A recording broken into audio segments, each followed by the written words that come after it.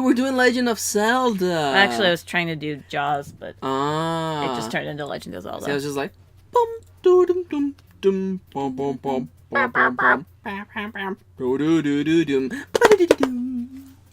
Welcome back to... the musical corner. Okay, isn't that thing when you make songs with your mouth called scat? That is one term. That's yes. that's that. Yep. That's the word for it. It's not scat. It's Yeah. ska. Ska's something else. Oh, you're right. It is yeah. scat. Welcome back to We Don't Know About Anything. We don't know about anything duo. That's honestly. You are. I'm Kitty. And I'm X. And we're Dango Duo. We are dumb team mediocre. Yep. And we talk about dumb or mediocre. Sorry, that's my phone. Anime. Sometimes good anime. Yeah. Well, sometimes it's good. Today, more often than not, anime is kind of Hey there. You know that we're kind of making it to the bottom of the barrel for this season. Because we're like, let's watch these two random anime. Well, the first one I was kind of excited about. The first one we were kind of excited about. Today's episode I was kind of excited about. Yeah.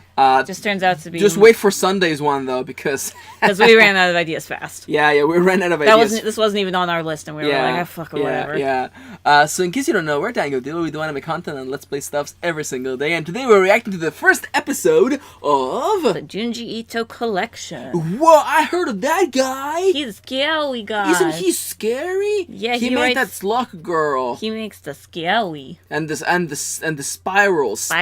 Spirals are scary. Yep. Because shapes are scary. I don't know where I'm going with this. Hey there. Fine. In case you're new to our stuffs, we're Dango Duo, and we usually spend the first 2 minutes of the video warming up for the bullshit that is to come. Yep. And then we give you a spoilerless summary of what happened or what this anime was all about. We tell you what we liked, what we didn't like, our recommendation, are we going to keep on watching, and do we think you should give it a try? And then, usually, that's like about the 9-minute mark. We pause and we tell you that if you want to go watch the anime, go. Because we're going to go into the spoiler zone right after. We gotta spoil everything. Yeah, we spoil everything. The anime, there's a link to it in the description down below. Crunchyroll, free to watch. But go at do it. this point, every first episode is out, so it's super free, so... Go do it. It's the best time to be a weeb. Yep. Now, Kitty, what is the Junji Ito Collection all about? I didn't open up a Wikipedia tab. But isn't Junji Ito that guy who did the scary manga? So Junji Ito is a legend for Japanese horror. Was during Konami's big fall, was at the time rumored to have been working on Silent Hills. Ooh. With Guillermo del Toro and Kojima. And Norman Reedus. Yep. But Konami fucked that up, so Silent Hills isn't happening. Anyway, Junji Ito is amazingly famous And I don't think his stuff has even been... It has been translated. No, but I mean like turned into anime. I don't believe so. So this is the first time that his manga has been adapted into... animated, literally. Into anime. Studio Dean is the one that's doing this, they're pretty famous. They've done a lot. They've done scroll down to like the 2000s. Well, I just saw Ramen 1.5 and I was like, nice. Oh, damn. There's a lot of stuff here. Fate. They're very famous for Fate. Yeah, this appears to be a really big studio. They've done a lot of things. Yeah, they do a lot. But yeah, they're normally pretty good. So Studio Dean. Dean, yep. But yeah, anyway, it's basically a series of his short stories adapted into anime. Yeah, an anthology, you could say. And there's 2 in this first episode, one that takes the majority and one that takes the ending closer, basically. And they're called Suichi's Convenient Curses and The Hellish Doll Funeral. Yep, so that's the ones we saw today. Yeah. Kitty, now that the viewers know what the anime was all about. Also, if you hear something in the background, no, there's not you're not hearing steps on the rooftop. What? Don't worry about it. No. There's no one there. There's no one there. You see, it's atmospheric. It's fine, don't worry about it. Yeah, I can't wait to find out what bullshit excuse we come up with for the next episode. It's fine, don't worry about it. It's babies on the roof. Oh, don't worry about it. Oh, God. Kenny, what did you enjoy the most about the Junji Ito Collection episode 1?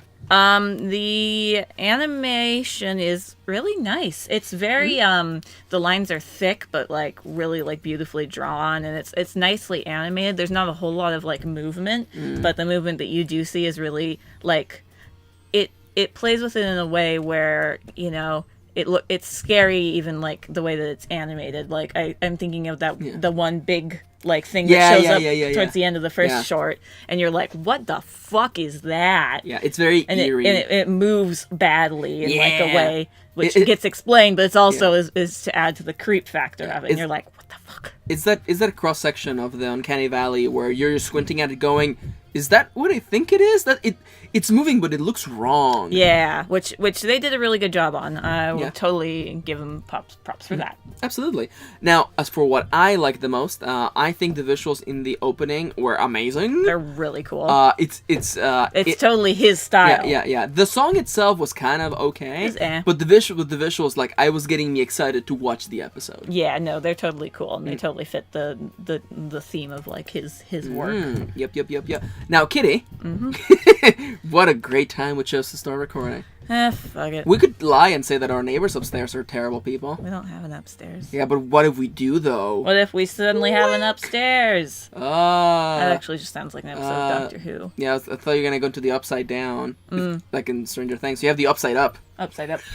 The downside up. The downside up! There we go. The downside up? Yep. The downside up.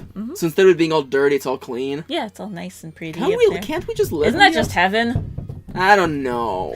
And then the upside down is just hell. Oh, I could make a really charged political statement right now. Hey-o. But instead, let's talk about what we didn't like. What, Kitty? What did you dislike the most about the Junji Ito Collection episode 1? We're both agreed on this, but at least for the first story, it's very underwhelming as a creepy story. Yeah, as a horror story, as a suspense story, is kind of underwhelming. Like, I don't know why they chose to start with this one. I was thinking about it in the last couple of days since we watched it, and like, people are usually like, oh no, save the good stuff for last. And I'm like, my belief has always been, give people the good stuff first and last, because that's what they remember. That's what memories tend to remember the most. Yeah, because like right now, like watching this episode, like I came out of it like if it wasn't for the last 5 minutes, aka the other short, I would have been like, ugh, just skip this, or I would have had no desire to go back. But like, but this first short just is not. It doesn't grip you. It doesn't bring you in.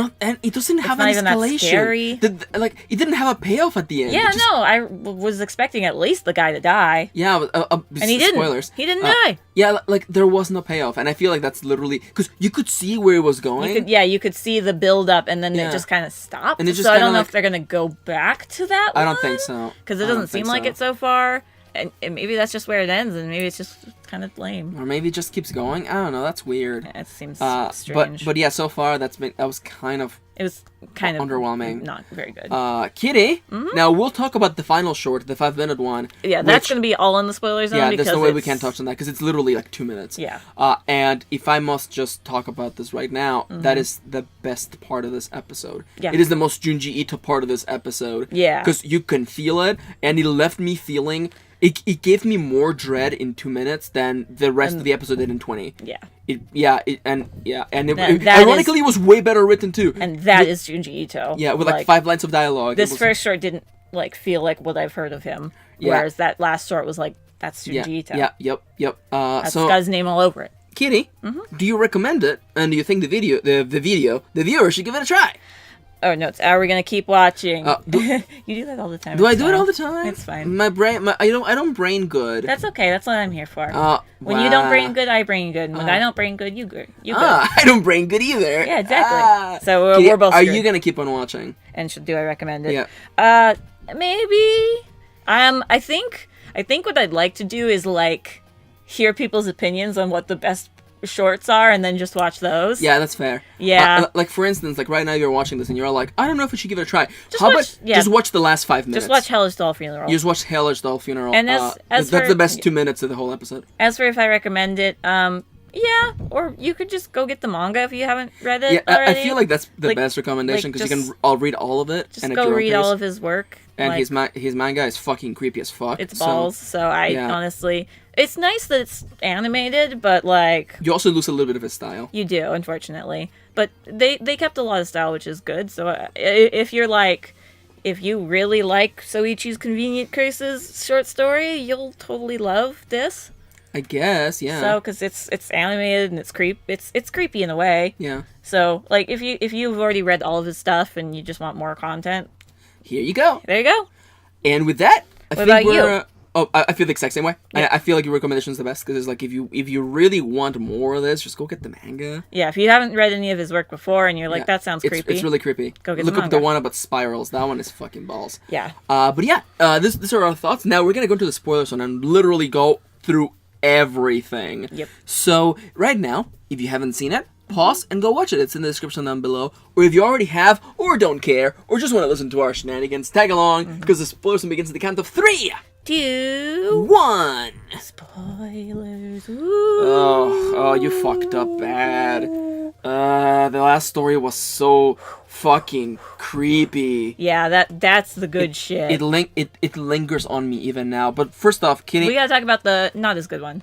Yeah. So, Kitty, what's your? I mean, we're both. It's basically our subjects are. We're just gonna talk about the first and the second short because we don't really have like overarching topics of like themes and narratives and all that. It's just like what happens. Soichi's convenient curses. It's about a young man named Soichi who can actually just curse people, and he's just creepy. But he's not creepy in like a.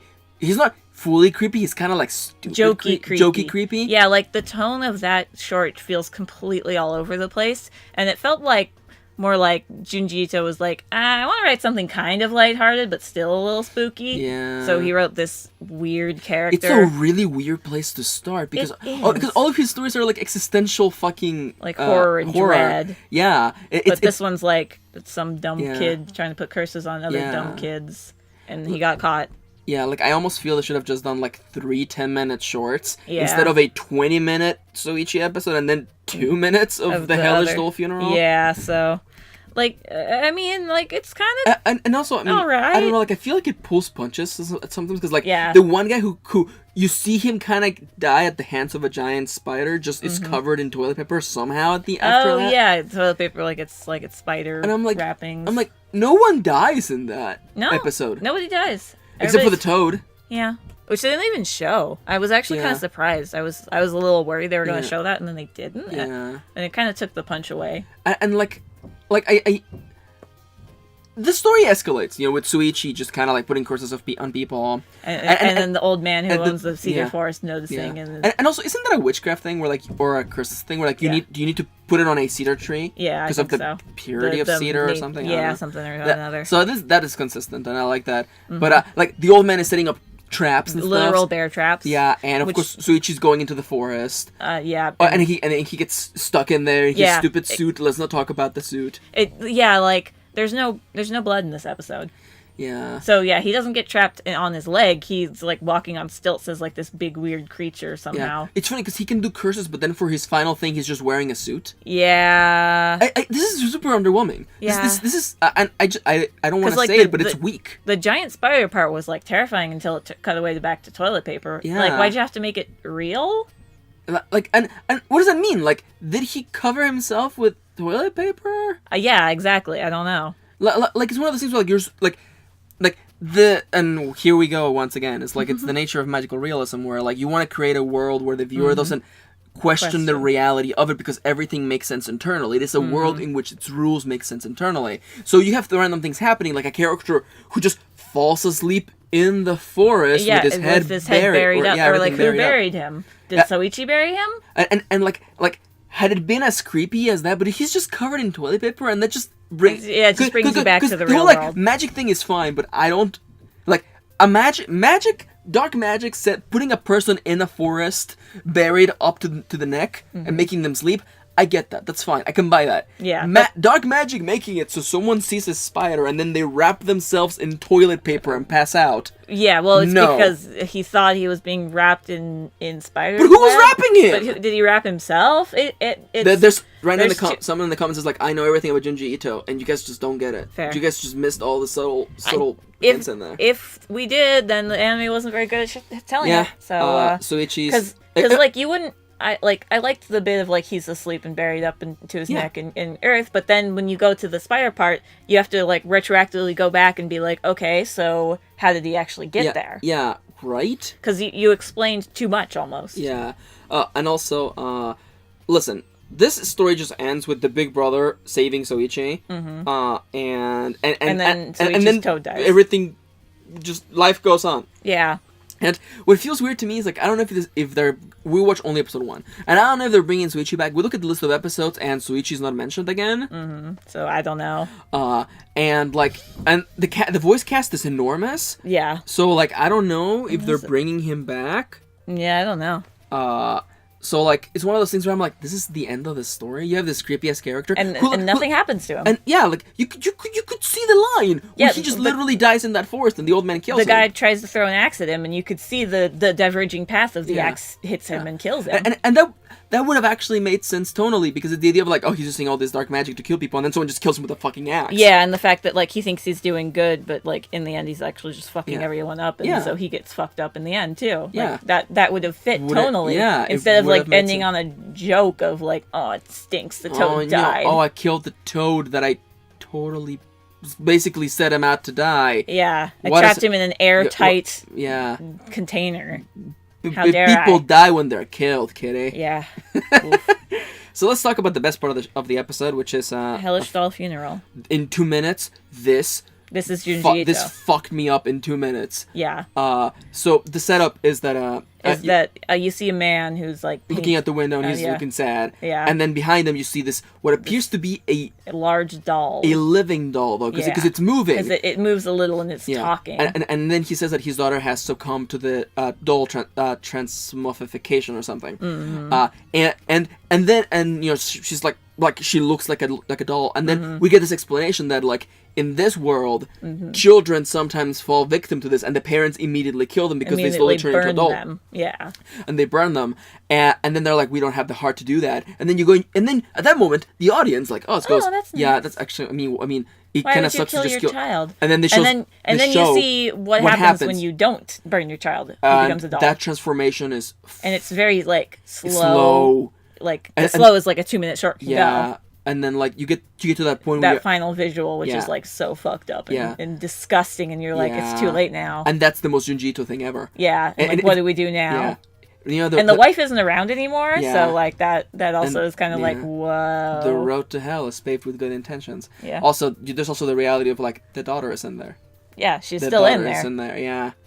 Is she? But she still is. She's totally still even in though there. It doesn't even though like the body's all mangled and turned and fucked up. And like that right there is that like of course you're not gonna kill your daughter the instant she falls victim to the curse, because that's fucking heartless as fuck. But then you see the consequences of not doing so. Yeah. And you have to face the reality of that was the fucked up thing that that your daughter became. And that fucked me up. Yeah. In 2 minutes, that fucked me up. Yeah. And 20 minutes of Shuichi just being Shuichi. a shit. Being an actual asshole, and literally that creepy guy, and no one around him being like, should we do something about Shuichi?